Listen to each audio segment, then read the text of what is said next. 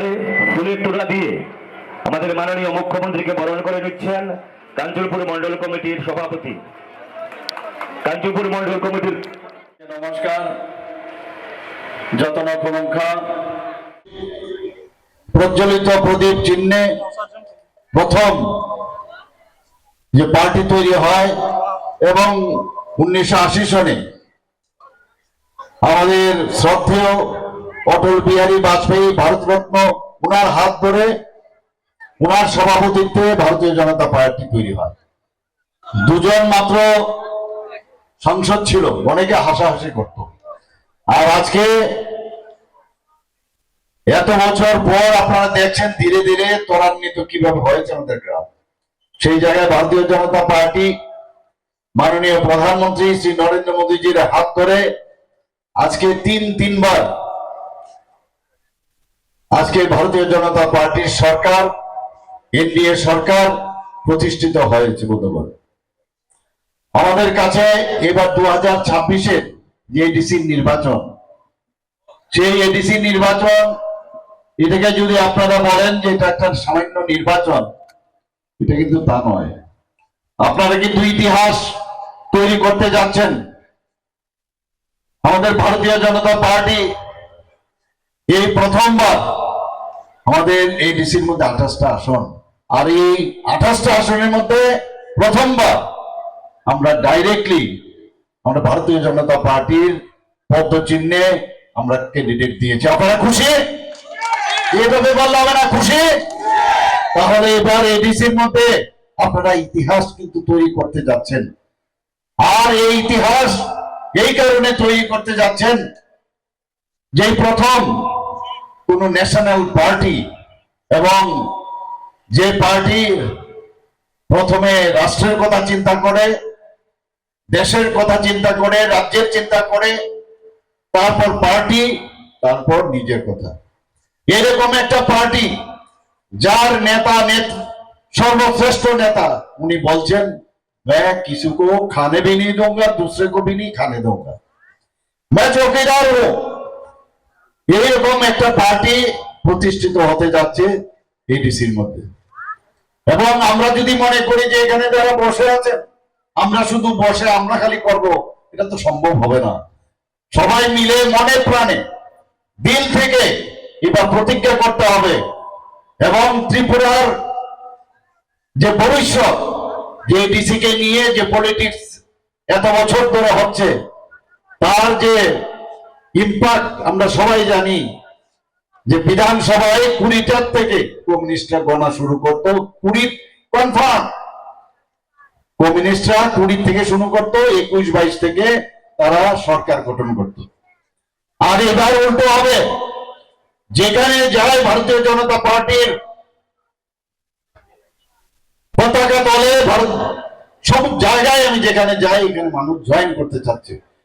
আমরা সবাই জানি 2014-র আগে এমন একটা অবস্থা হয়েছিল যে এই পার্টি, এই দেশ, কোন পার্টি এই দেশকে হাতে তুলে দেশের যে সুরক্ষার দিকে নজর দেবে।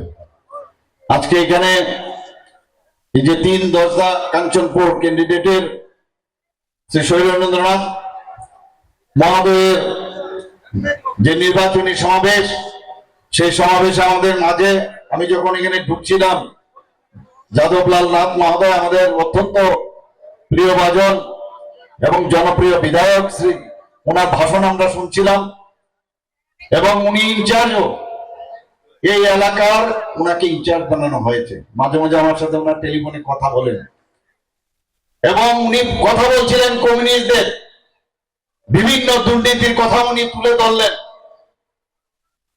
এদের দুর্নীতির কথা যদি আমরা বলি শেষ করতে পারবো না।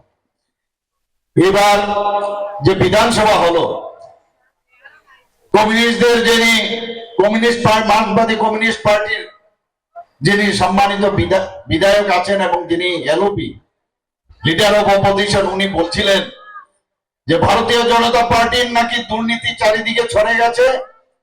বলছে কি বলছেন যে আপনার ইনজেকশন দিতে হবে। কি ইনজেকশন? ইনজেকশন দিতে হবে, তবে কি এটা ঠিক হবে?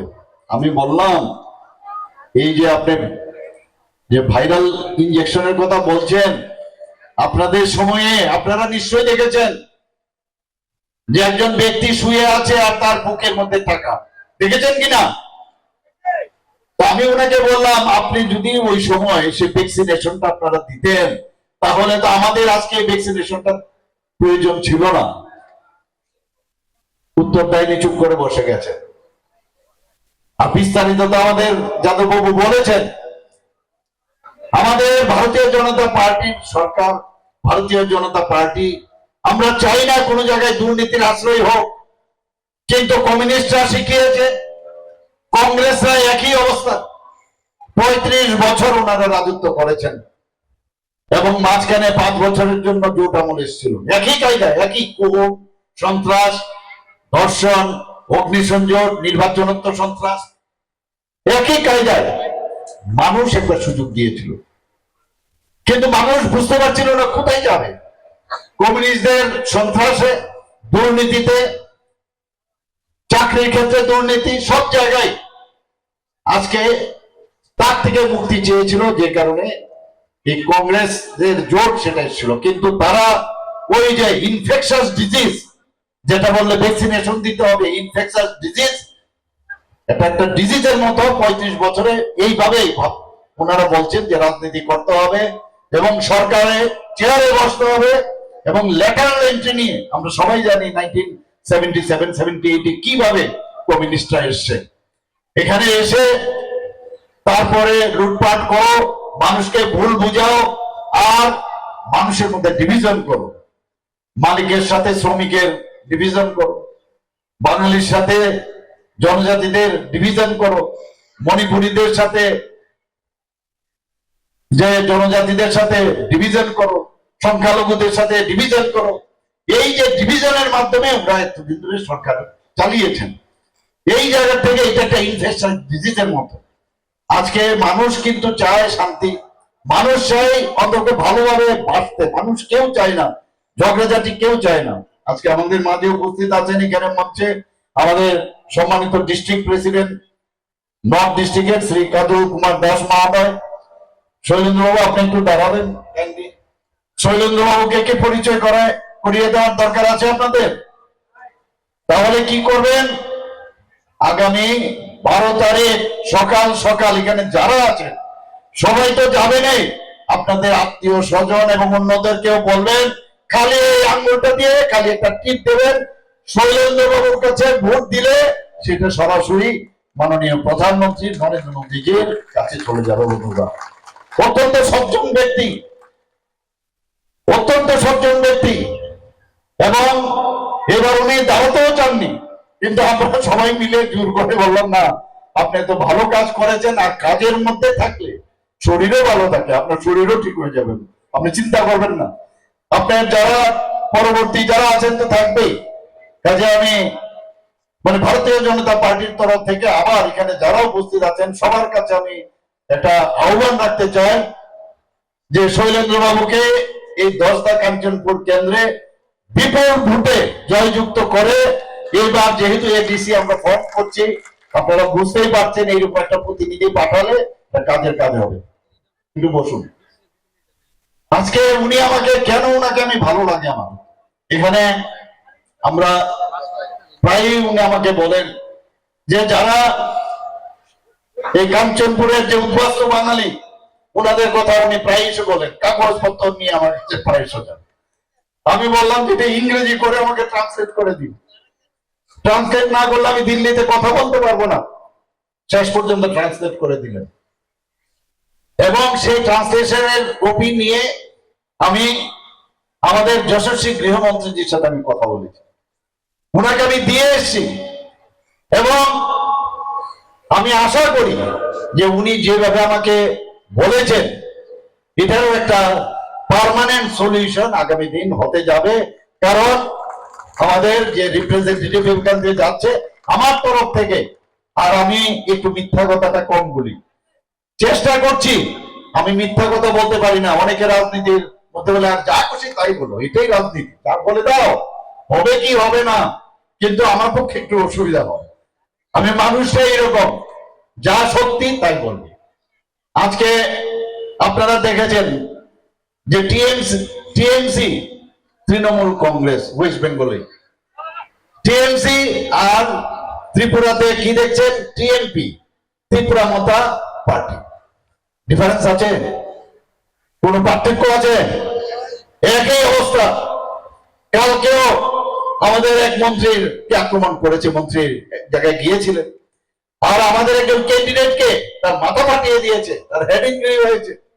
সমস্ত জায়গায় প্রায় আমাদের ঘোষণা যখন হলো যে আমরা 28টা থেকে 28টার মধ্যে আমরা ভারতীয় জনতা পার্টি এবার প্রতিদ্বন্দ্বিতা করবে, তার থেকে আমার কাছে এখন পত্রিকা কালকে নিয়ে যদি আমি দেখি প্রায় 40টা জায়গায় ফিজিক্যালি অ্যাসাল্ট, বাড়িঘরে আক্রমণ।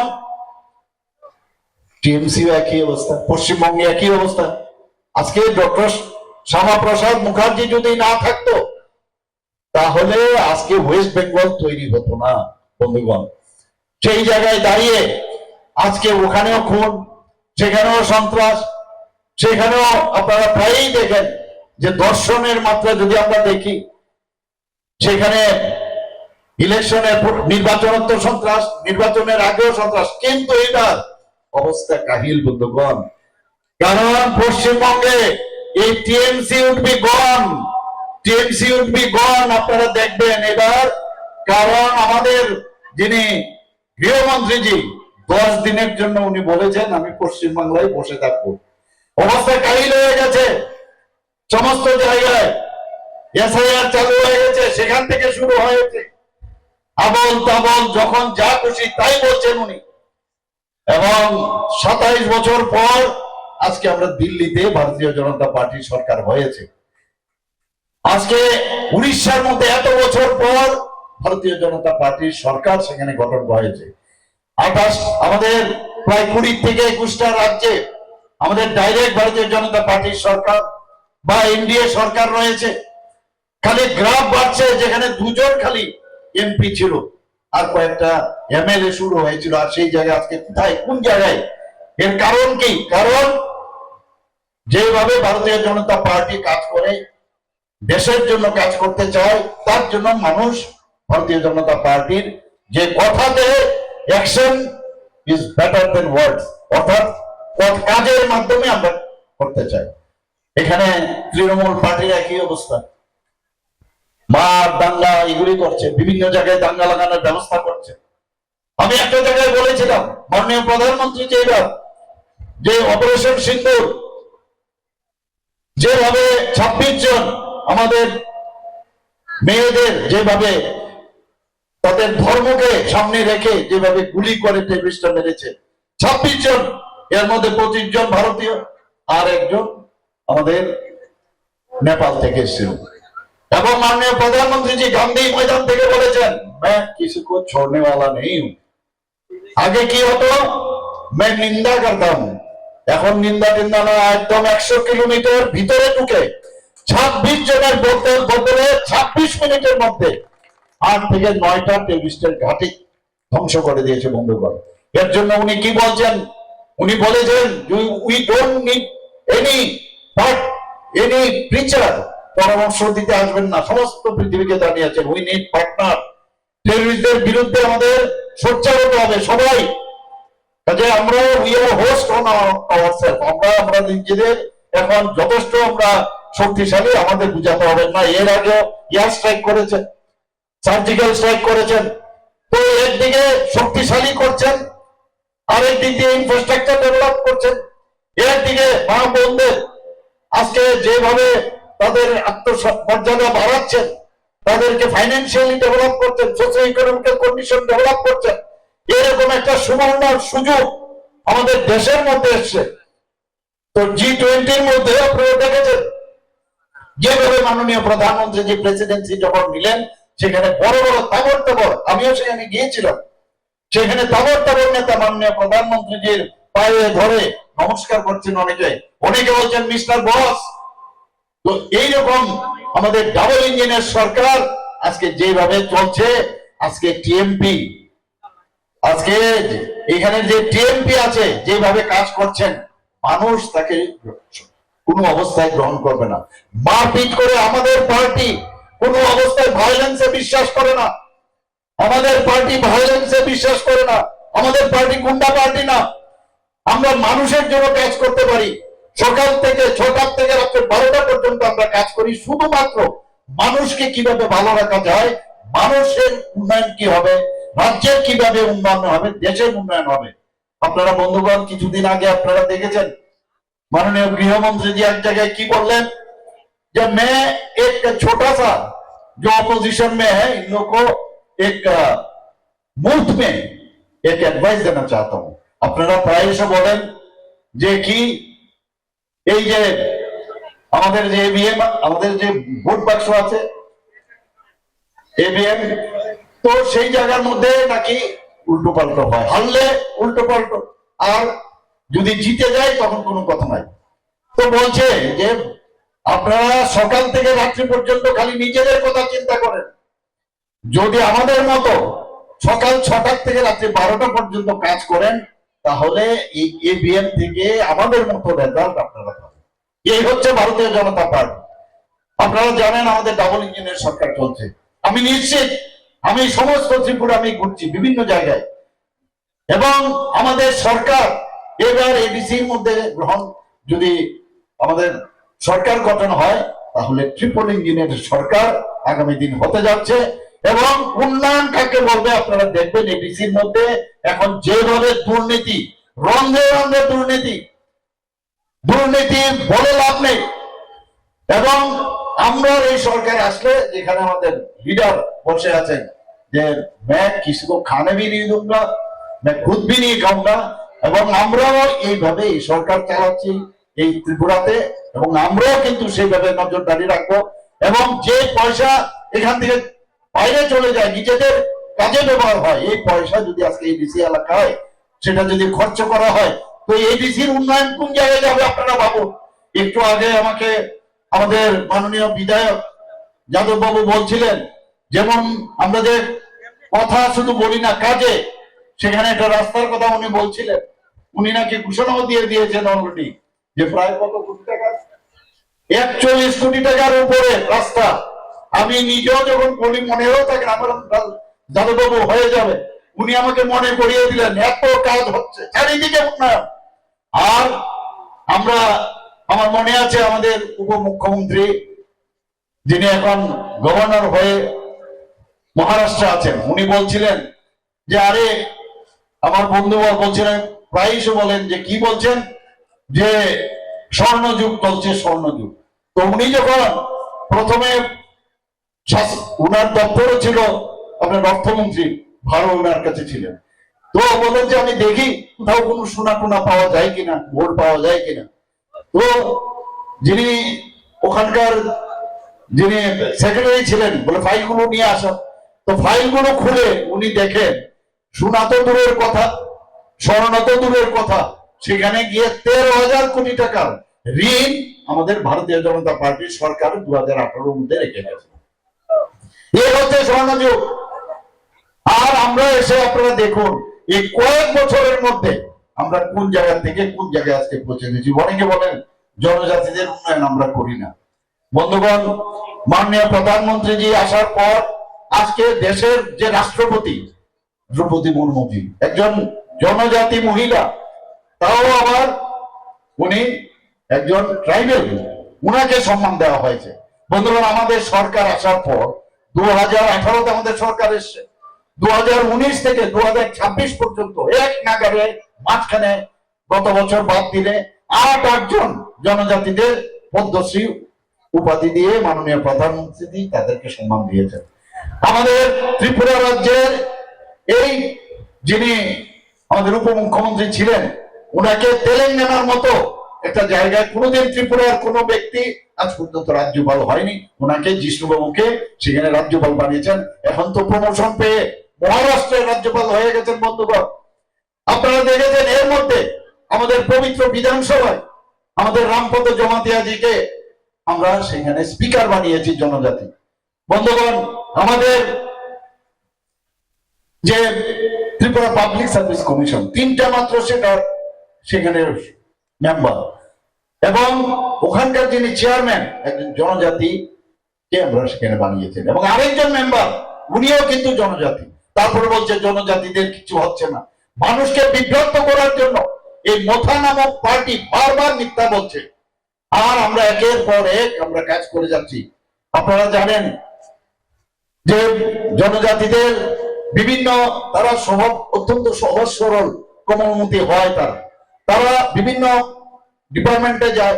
এসডিএম যে লেভেলে সেখানে আমি আলাদা করে শুধু তাদের স্কিম দেখার জন্য ডিএম ডিস্ট্রিক্ট ম্যাজিস্ট্রেট লেভেলে এবং এসডিএম লেভেলে একজন করে আমরা আমাদের ডিসিশন নিয়েছি ক্যাবিনেটে যে সেখানে অফিসার থাকবে একজন, এবং তাদের কাজ হচ্ছে কি যে শুধুমাত্র তাদের স্কিম গুলো প্রপারলি লাগু হচ্ছে কিনা সেগুলো দেখার জন্য। আপনারা সবাই জানেন যে আমরা এই ভারতীয় জনতা পার্টি আসার পর আমার জানা নেই যে 12 জন যে আমরা মন্ত্রী আছেন, 12 জন মন্ত্রীর মধ্যে আজকে 5 জনই জনজাতি মন্ত্রী। তাহলে কত পার্সেন্টেজ হলো? তারপরও বলছেন ত্রিপুরার ইতিহাসে এরকম হয়েছে কিনা আমার জানা নেই। এতগুলো জনজাতিদের আমরা সেখানে তাদেরকে মাননীয় প্রধানমন্ত্রীজি মন্ত্রী বানিয়েছেন। এটা তো হয়নি কোনোদিন। আমরা চাই জনজাতি, বাঙালি, মণিপুরি এবং সংখ্যালঘু সবাই একসাথে মিলে আমরা সুন্দর একটা নতুন ত্রিপুরা আমরা করতে চাই। মাননীয় প্রধানমন্ত্রীজি বলছেন নিউ ইন্ডিয়া। তো নিউ ইন্ডিয়া তখনই হবে যখন সমস্ত রাজ্যগুলো নিউ রাজ্য হবে। তো ত্রিপুরাতেও আমরা এখন একটা স্লোগান দিচ্ছি যে নতুন ত্রিপুরা আমরা তৈরি করতে চাই। বন্ধুগণ, আপনারা সবাই জানেন যে এবারের যে বাজেট আমরা 34,000 কোটি টাকা রেখেছি।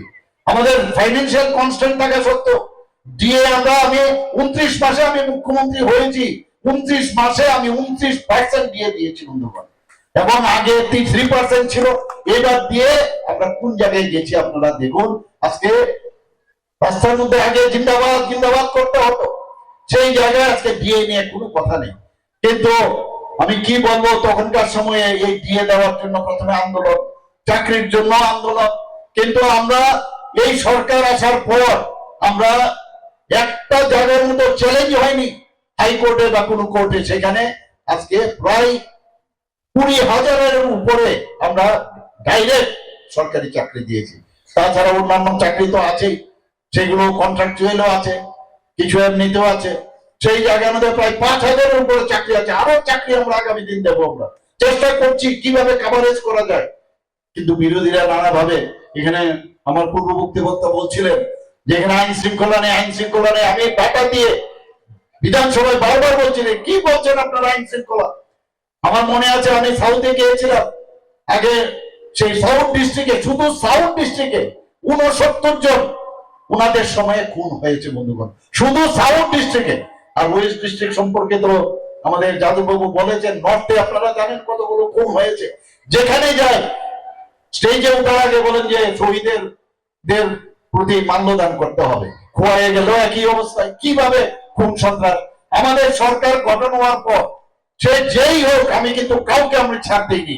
গতকালও আমাদের আক্রমণ করেছে, 4 জনকে অ্যারেস্ট করা হয়েছে বন্ধুগণ, কাউকে ছাড় দেওয়া হবে না। আইন আইনের পথে চলবে। আমরা চাই না যে কেউ আমাদের বলুক যে আমাদের লোক হবে তাকে ছাড় হবে, সেটা হবে না। মানুষ শান্তি চায়, এবং সেই শান্তির জন্যই আজকে ভারতীয় জনতা পার্টিতে মানুষ আসছে, এবং আগামী দিনও এখানে মানুষ আসবে। এখানে আমাদের মাঝে এখানে আমাদের প্রাক্তন বিএসসি চেয়ারম্যান জিতেন্দ্র রিয়াং মহোদয় আছেন। তাছাড়া এখানে তরুণ চাকমা সমাজপতি, চাকমা সমাজের এখানে উপস্থিত আছেন, এবং অন্যান্য দলীয় পদাধিকারীগণ আছেন, এলাকাবাসীগণ আছেন, ব্যবসায়ী বৃন্দ এবং সাংবাদিক বন্ধুরা। আমি আপনাদেরকে আজকে এখানে উপস্থিত থাকার জন্য হার্দিক অভিনন্দন, শুভেচ্ছা জানাচ্ছি। এবং আপনারা আমার কাছে আজকে কিন্তু প্রমিস করতে হবে যে একটা নতুন ত্রিপুরা আপনার আগামী দিন, এবং নতুন 10টা কাঞ্চনপুর আপনারা কিন্তু বানাবেন। প্রতিটা জায়গায় যদি নতুন করে না বানান, শ্রেষ্ঠ যদি না বানান, একটা মডেল রাজ্য যদি তৈরি করতে হয়, তা আপনাদেরও কিন্তু অনেক পরিশ্রম। আমার যারা এখানে কার্যকর্তারা আছেন তাদের কাছে একটা আবেদন রাখবো, সমস্ত মানুষের কাছে যান, কে টিকিট পেল, কে পদ পেল, দিস ইজ আনইম্পর্টেন্ট আমাদের কাছে। এবং তার জন্য সবচেয়ে বড় উদাহরণ হচ্ছে আমি। আমার সম্পর্কে আপনারা সবাই জানেন সবাই মিলে কাজ করুন। মানুষের রাজনীতির জন্য রাজনীতি না করবো। মাননীয় প্রধানমন্ত্রীজি কি বলছেন, রাজনীতি করতে হয় না, যার যার বাড়িতে যাবেন প্রতিটা বুথে। এখানে বুথ প্রেসিডেন্টরা অনেক আছেন, আমি তোমাদের কাছে সবার কাছে আপনাদের কাছে আমি আবেদন করব, আমার বুথ শক্তিশালী বুথ, এবং প্রতিটা বুথের যার যার বাড়ি আছে খালি গিয়ে, মা শুনলাম আপনাদের বাড়িতে মাসিমা পিসিমা কাকিমা শুনলাম আপনাদের বাড়িতে এরকম কারো শরীর খারাপ, আপনি শুনলাম এখানে নাকি জল আসে না ঠিকভাবে। আরে আপনি যখন যাবেন you will be the ambassador of our সরকার, আপনার উপর মানুষের বিশ্বাস আসবে। তখন শৈলেন্দ্র বাবুকে বললে সেই কাজটা কিন্তু হবে। কারোর বাড়িতে কেউ মারা গেছে সেখানে যাবেন, কারোর বাড়িতে গ্যাস পৌঁছায়নি, গ্যাসের কথা বলবেন যে আমরা গ্যাস লাইনের ব্যবস্থা করছি বা গ্যাস সিলিন্ডার দেওয়ার ব্যবস্থা করছি। কারোর আমাদের প্রধানমন্ত্রীর জন আরোগ্য যোজনার যে কার্ড পাননি, মুখ্যমন্ত্রীর জন আরোগ্য যোজনার কার্ড পাননি, আমি ব্যবস্থা করে দিচ্ছি। এই যে কাজগুলো শুধু খালি করবেন, এর মধ্যে কিসের রাজনীতি আপনি বলুন? কিসের রাজনীতি? রাস্তা ঠিক করবেন, রাস্তা খারাপ আছে রাস্তা বানাবেন, এর জন্য কিসের রাজনীতি? রাজনীতি করার জন্য, এর জন্য আমি বারবার বলছি, রাজনীতি করার জন্য রাজনীতির প্রয়োজন হয় না। সাধু কাজ যদি করেন, সেই কাজ নিয়েই আপনারা কিন্তু আজকে মানুষের কাছে যেতে পারেন। আমরা সেই কারণেই চাইছি ইনফ্রাস্ট্রাকচার ডেভেলপমেন্টের জন্য আমরা এখানে এবারের যে বাজেট, সেই বাজেটেও কিন্তু আমরা প্রায় 9,000 কোটি টাকা ইনফ্রাস্ট্রাকচারের জন্য আমরা রেখেছি। আমরা সমস্ত জায়গায় আপনারা দেখেছেন এই কয়েক বছরের মধ্যে এত, আমাকে তো প্রায় বলে আপনি সময় দিন সময় দিন, স্কুল হোক কলেজে হোক কোন জায়গায় রাস্তায় হোক পুকুরে হোক সুন্দর জায়গায় থেকে আরম্ভ করে সব জায়গায় লেক হোক, সমস্ত জায়গায় আজকে খালি উন্নয়ন ছাড়া কোনো কথা নেই। আমি নর্থ ডিস্ট্রিক্টের, আপনারা আগে আসতে কত সমস্যা হতো, আমি বলছি না সবকিছু হয়ে গেছে, কিন্তু আমাদের ইচ্ছা যেভাবে আপনারা কাজ করছেন এবং আমরা সরকার সবাইকে মিলে মানুষকে নিয়ে যে কাজ করছি, আজকে ত্রিপুরা একটা সুন্দর ত্রিপুরা হবে। বন্ধুগণ, মন কি বাত অনুষ্ঠান, সেখানে মাননীয় প্রধানমন্ত্রীজি দুটো জিনিস বলেছে। কি বলছেন? যে জম্পই হিল বলেছেন কিনা এবারের মন কি বাত অনুষ্ঠানে দুবার বলেছেন যে জম্পই হিলে জল পৌঁছে গেছে। আপনি ভাবুন, এই ইনোভেটিভ আইডিয়ার মাধ্যমে ছড়ার জল বা স্প্রিং এর জল সেটাকে পরিশ্রুত করে সেটাকে আমরা পান করে সেখানে উঠিয়েছি। মাননীয় প্রধানমন্ত্রীজির নজরে কিন্তু সব আছে এবং বলছেন যে ত্রিপুরা कैसा काम कर रहे हो आप लोग देखिए जाके। এই যে বিষয়, আজকে রিয়াং শরণার্থীদের আজকে ওনাদের ঘরে বিদ্যুৎ চলছে, প্রাইম মিনিস্টার যে আমাদের যে বিদ্যুৎ পৌঁছানোর যে বিষয় আছে মুফত বিজলি যোজনা, তার মাধ্যমে সেখানে টিভি দেখছে, কেউ পড়াশোনা করছেন। আজকে রিয়াং শরণার্থীদের জন্য এতদিন ধরে তো অনেক সরকার ছিল, 35-23 বছর ধরে ওদের যে দুর্দশা আমরা সবাই জানি। আজকে সেখানে আমার মনে আছে আমি যখন মুখ্যমন্ত্রী হই 3-4টে জায়গায় ওদের রিহেবিলিটেশন হয়েছে। তারপর আমি এত তাড়াতাড়ি তাদেরকে ত্বরান্বিত করলাম তাদের রিহেবিলিটেশনের জন্য। ওনাদের আই কার্ড দেওয়ার থেকে আমাদের ভোটার অধিকার দেওয়ার ব্যবস্থা আমরা করেছি।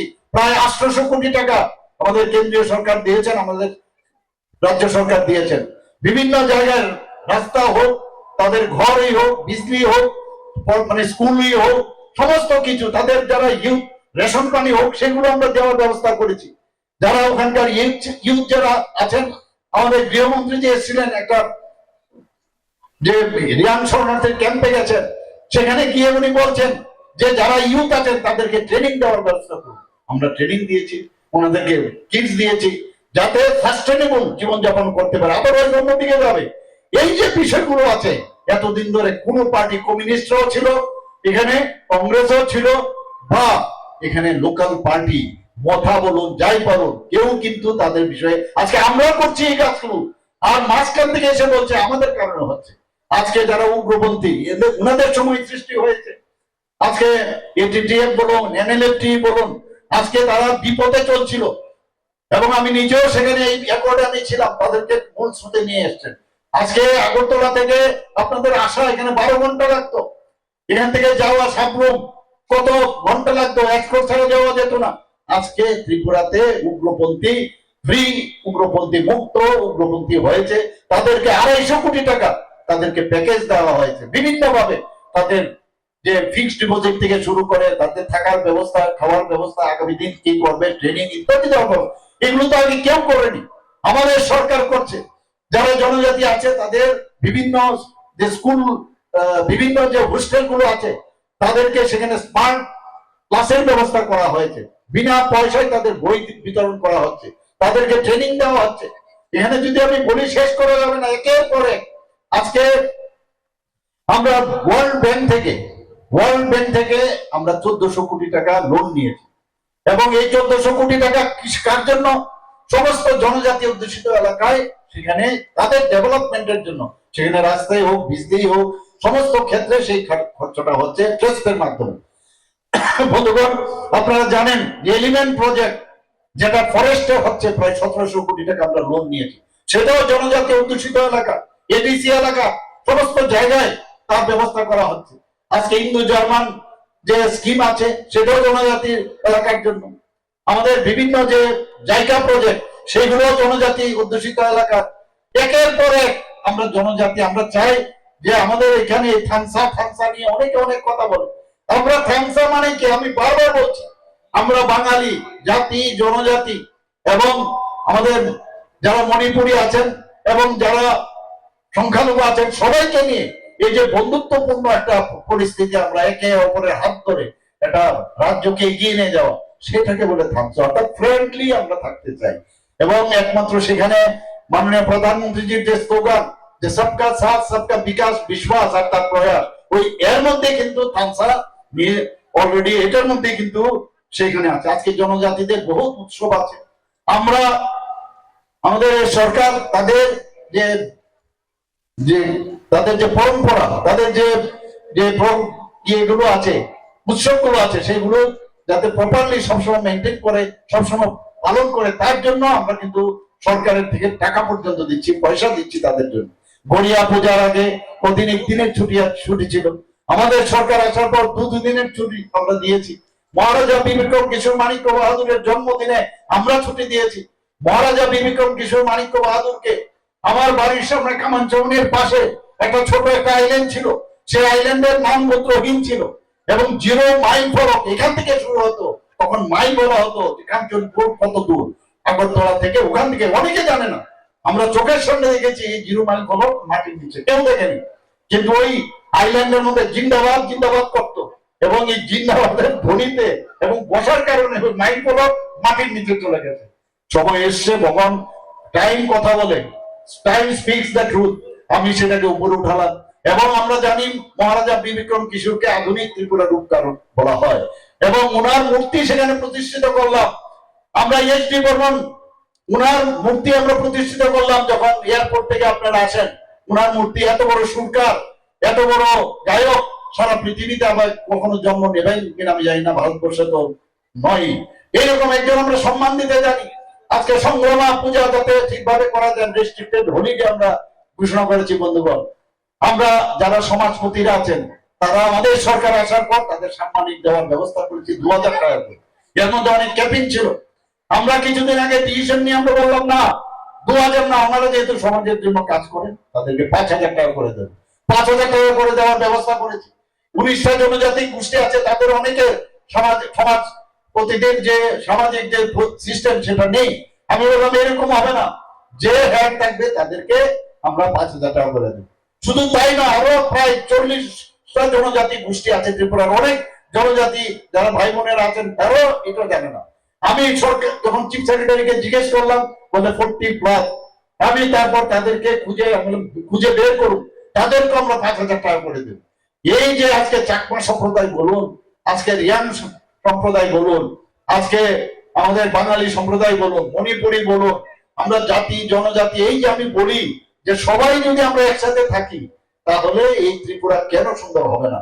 এবং আজকে এই সুযোগ যেহেতু আপনাদের কাছে আসছে, বন্ধুগণ, আমি আবার বলবো যে ভারতীয় জনতা পার্টির সরকার এবার 28টাতে, আমরা যে 28টাতে এবার লড়াই করছি, আপনারা খুশি?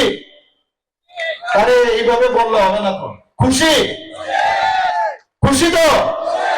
কিন্তু একটা আরো খুশির বিষয়, যখন এই ঘোষণাটা হলো যে 28টাতেই ভারতীয় জনতা পার্টি এবার অ্যালায়েন্স না করবে না কারোর সাথে, 50% মনোবল কিন্তু এমনিতে ভেঙে গেছে অপোজিশন পার্টি।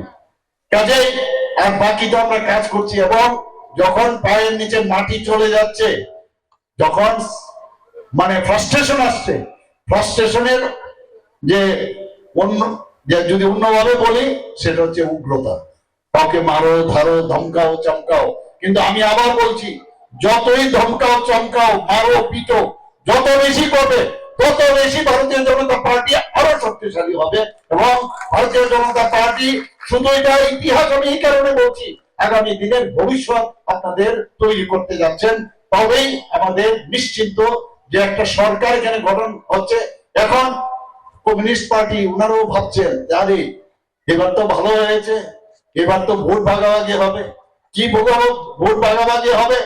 যে মাথা ভোট চলে যাবে আর বিজেপির চলে যাবে, মাঝখান থেকে ফাঁক দিয়ে ঢুকার একটা সবসময় ওনাদের একটা চেষ্টা।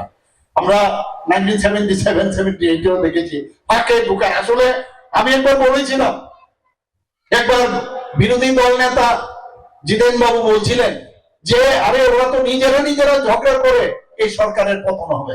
আমি, আপনি বসে থাকেন, কবে আমরা ঝগড়া করছি?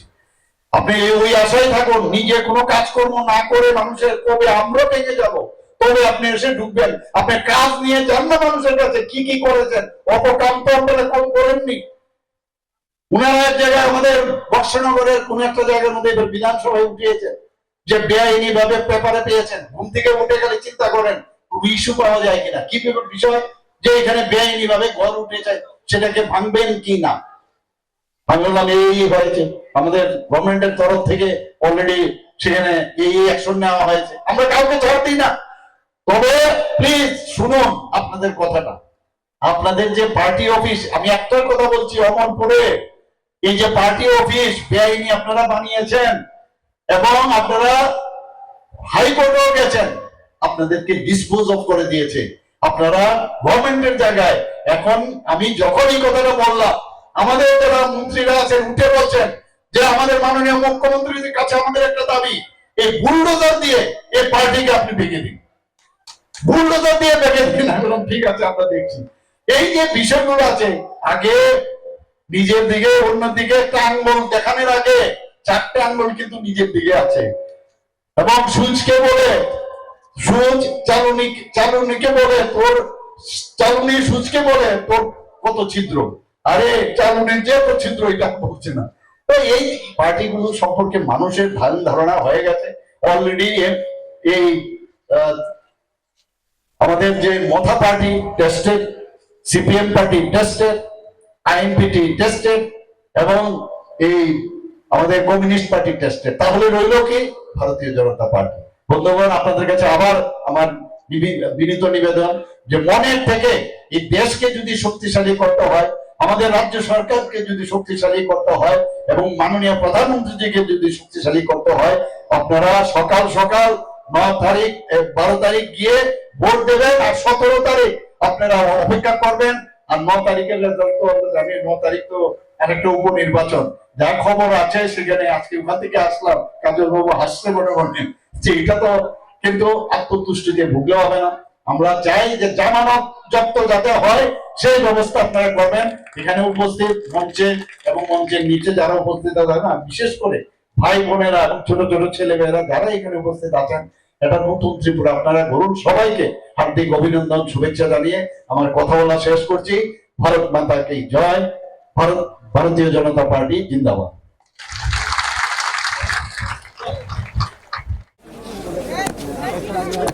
থাকবেন, মুখ্যমন্ত্রী পদ থাকবে না সেই বিষয়ে, 28-এর আগে আপনার মুখ্যমন্ত্রী পদ থাকবে না সেই বিষয়ে কি বলবেন? রাজনীতিতে তো অনেক সময় অনেক কিছুই হয়, এর মধ্যে সমস্যা কি আছে? কোনো সমস্যা নেই স্যার।